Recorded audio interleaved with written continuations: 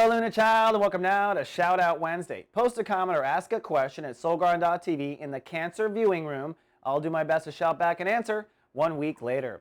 Well, overcast and pensive with a minor chance of a bit of a panic, at least an intellectual panic today for the Cancers.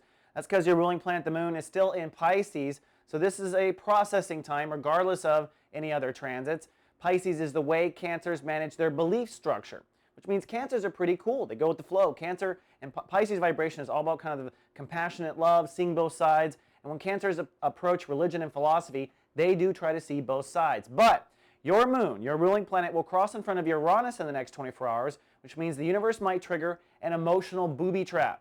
An emotional booby trap is a place that you fall into, an emotional space that you continually fall into every time you're presented with that topic. Now, because it's in your belief structure, it could be really anything. It could be an emotional booby trap triggered by your religion, starting to freak out. Oh my God, I'm not going to heaven because my church says this. It could be a booby trap about the beliefs you have in life. I always believe life is good, and why isn't life being good?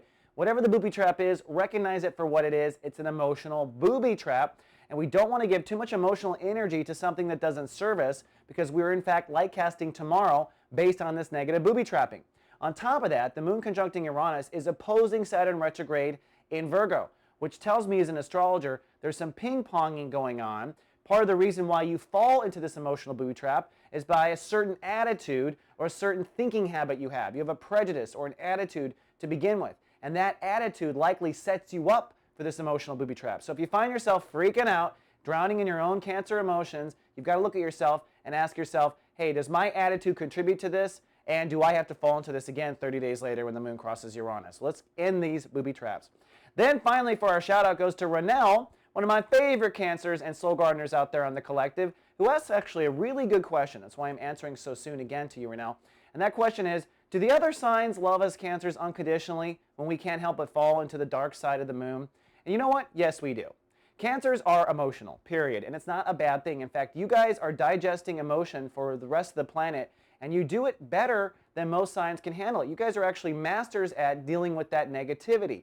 I think that when you're with a Cancer and they're going to go to the dark side of the moon, which means they're going to emotionally process the negativity, mind you, other signs would just deny it. They wouldn't even face it. You have the courage to face it and get through it. But this is what I do. When Cancers fall into that space, I give them space. I'm a Taurus. I'm like, go do your thing, Cancer. And when you're back and chipper and feeling good and you process all that negativity, come on back, let's party.